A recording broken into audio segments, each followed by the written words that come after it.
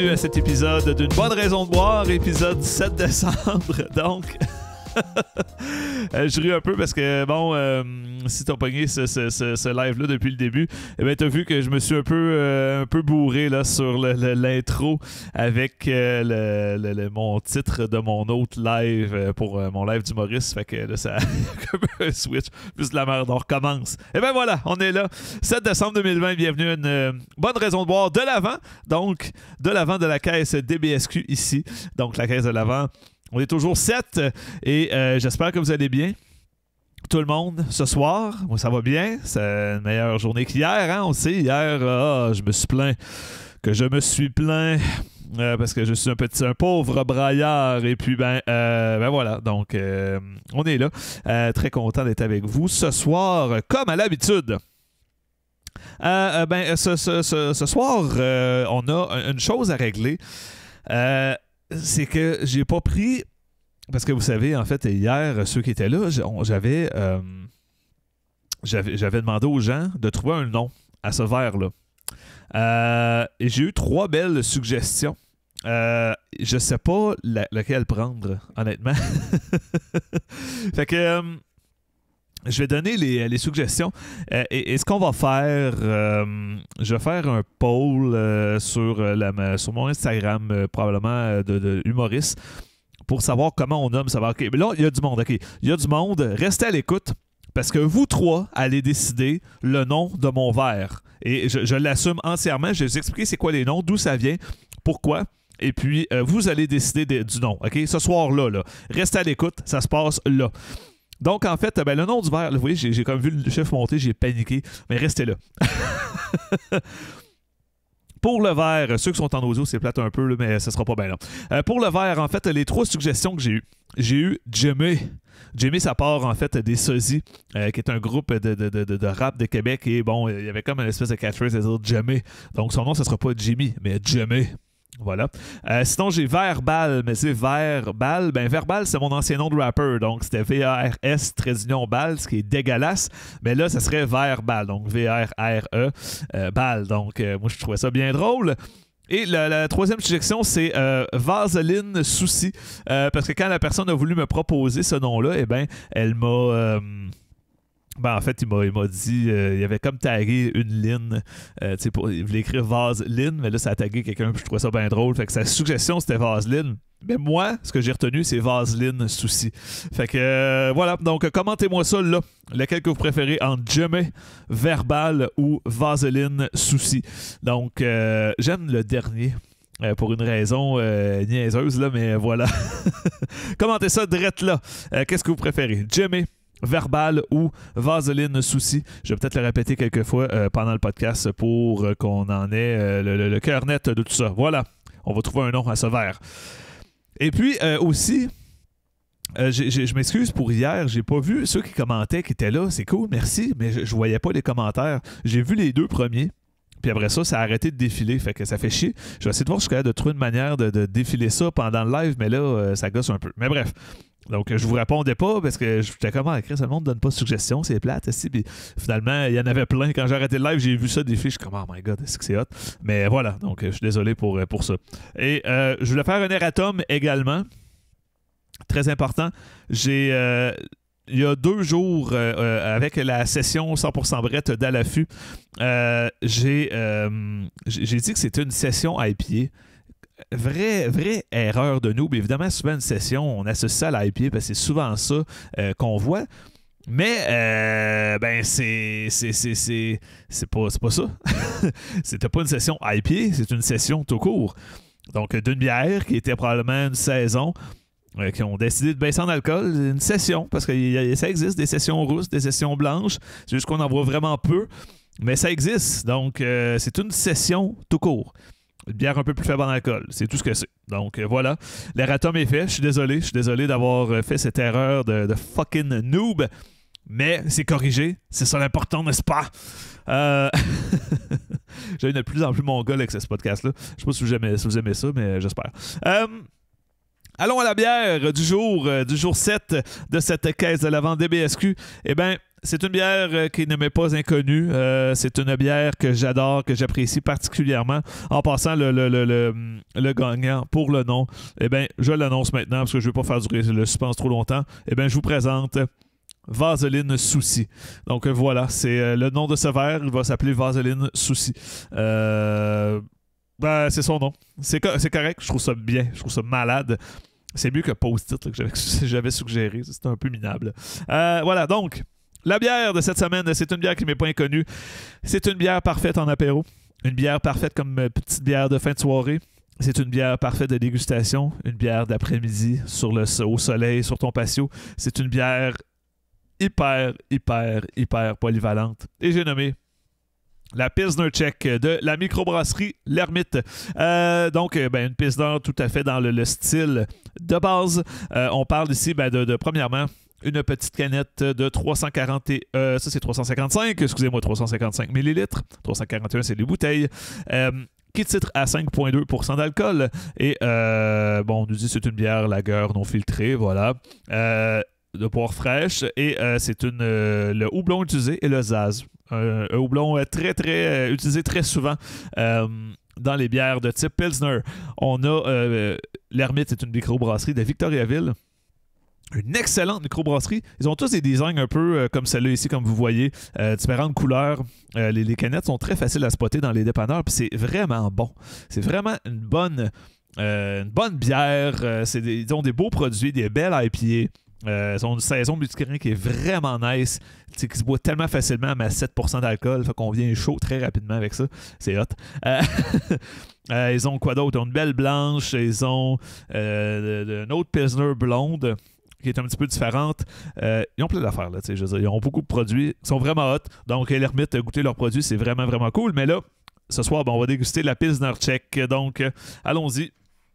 Un petit peu de SMR, hein? Alors, allons donc.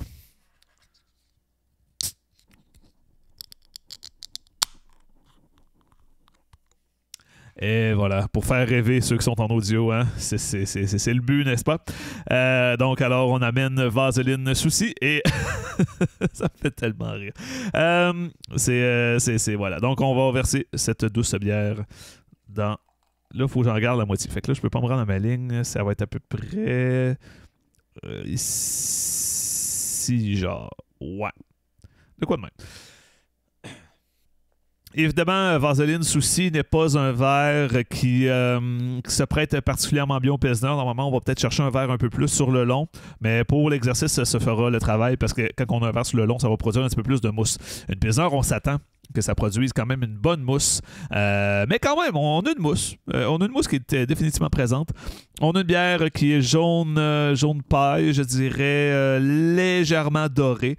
Très belle bière, relativement translucide. C'est non filtré. Hein. Il disait c'est bien cela. Oui, voilà. Non filtré. Donc, c'est sûr qu'on n'aura pas le côté hyper translucide de certaines Pilsner.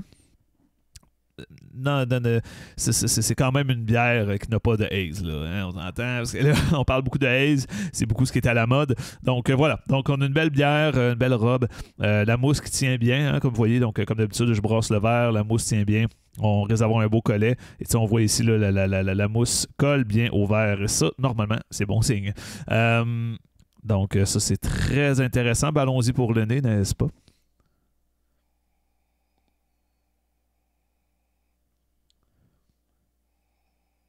C'est intéressant, on sent vraiment la céréale dans cette bière-là.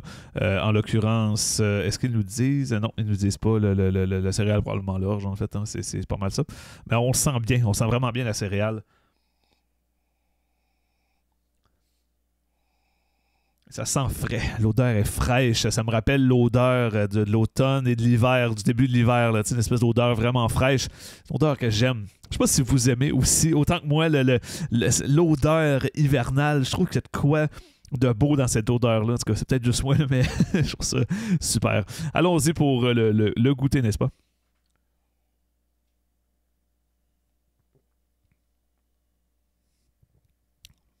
Eh ben voilà. Une pils bien mordante et craquante. Quoi? C'est ce que c'est. C'est exactement ce à quoi on s'attend de ce genre de produit. On a une belle amertume en finale qui persiste quand même. C'est le fun, je la goûte encore en ce moment. On goûte bien la céréale au début. Un beau côté frais aussi. Que certaines pilsners parfois ont moins parce qu'ils veulent vraiment aller dans le crisp au coton. Puis des fois, on perd un peu de cette fraîcheur-là qui peut peut-être faire penser un peu au style saison. L'espèce de côté vraiment frais en bouche, limite légèrement agrumé. Très, très, très peu.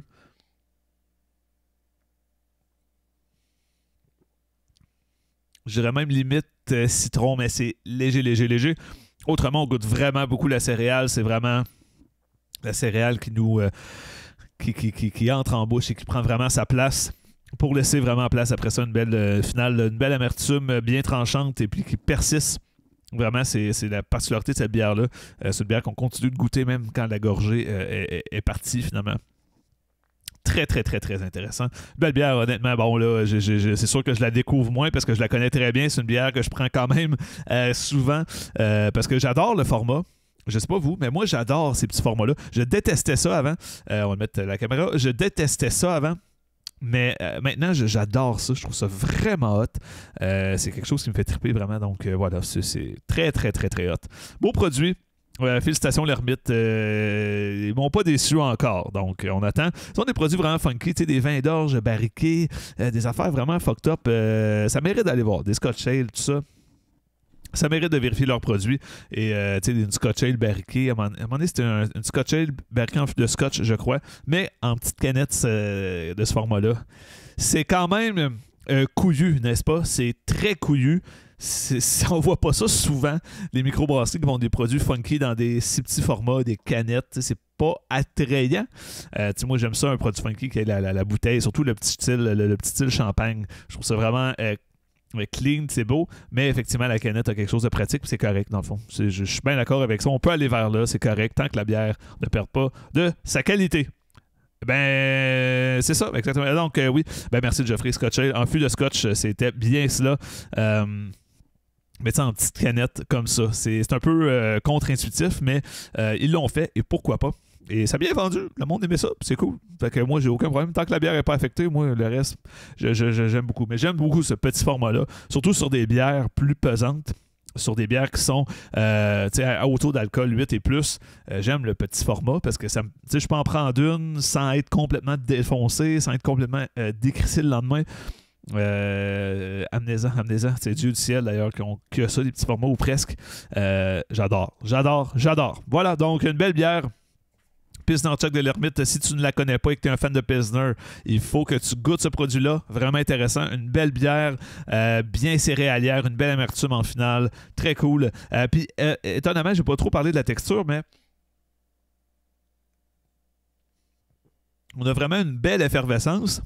Par contre, c'est une bière que je trouve est peut-être un peu moins mince que les pilsners traditionnels. Une pilsner traditionnelle, c'est hyper mince. Ça a une espèce de petite rondeur. Ça doit être le filtrage, le non filtré finalement, qui amène ça, j'imagine. C'est pas une bière qui est ronde, c'est pas un triple belge, on s'entend là, mais elle a une petite rondeur de plus que les pilsners n'ont pas d'habitude. Puis c'est pas désagréable. Donc c'est très bien. Une très bonne bière, félicitations, j'adore. J'aurais dû noter les bières depuis le début. Je vais faire ça. Je vais donner une note sur 10. Fait que je vais y aller avec ma mémoire par contre. Je vais juste regarder les jours. Je vais me rappeler c'est quoi qu'il y avait dedans. La 1, là, ça va être mauvais, mais c'est pas grave, je le fais pareil. Le 1, ça sera pas mauvais. C'est vraiment pertinent dans le fond. Pourquoi je me rabaisse comme ça? Rabaissez-vous pas, les gens. Assumez ce que vous faites. C'est correct ce que vous faites, c'est bon. C'est bon ce que je fais. La 1, c'était la Stone Impériale de framboise noire. Je lui donnerais de mémoire un bon 8 sur 10. C'était 8 sur 10. La deuxième, c'était la Mafia qui était très bien. Pour le style, un bon 7.5. C'était très intéressant. Je ne suis pas un fan du style, mais j'avais bien aimé. La rousse poivrée, je vais devoir donner un... Pour moi, ma note, ça va être un 3.5. J'avais pas super aimé ça, mais c'est moi, c'est mes goûts, c'est pas les goûts des autres. Ensuite, on avait eu la session 100% Brett, était vraiment cool, un bon 8 sur 10 encore, c'est vraiment cool. Après ça, on avait la double mango, qui est une de mes bières que j'aime beaucoup, 8.5. Allons à 8.5. Stout impérial d'hier de la Barberie, un 9, un gros 9 sur 10. Très, très hot. Très hot. Et puis, celle-là, on va y aller avec un beau 7.5. Quand même une très belle bière, pas chère, qui vaut la peine d'être achetée. Sautez là-dessus, c'est très hot. Parce que ma préférée dans les Pilsner, à date, là, on parle de l'écume de l'abri de la tempête, mais on a un Pilsner qui est plus cher quand même. Donc, pas tellement, remarque, mais bon, un peu plus cher. Donc, on peut peut-être expliquer la qualité, mais bon, c'est aussi, elle est filtrée et tout et tout. J'aime bien. Mais ça ne lui enlève absolument rien. Une belle bière d'apéro, de fin de soirée, de dégustation, ou simplement sur le bord d'une piscine. Elle marche partout. C'est ça qui est malade. Excellent. Écoutez, mesdames, messieurs, je vais vous laisser là-dessus. Je voulais vous dire, écoutez, ce podcast-là, si vous l'avez aimé, encore une fois, donnez-moi des likes, abonnez-vous à mes pages, 5 étoiles, ces podcasts, tout. Moi, ça m'aide beaucoup. J'ai l'air de têter, mais ça m'aide vraiment beaucoup. Je vous remercie d'avance et on se revoit demain au jour 8 d'une bonne raison de boire. Mesdames et messieurs, santé. À la prochaine. Bye bye.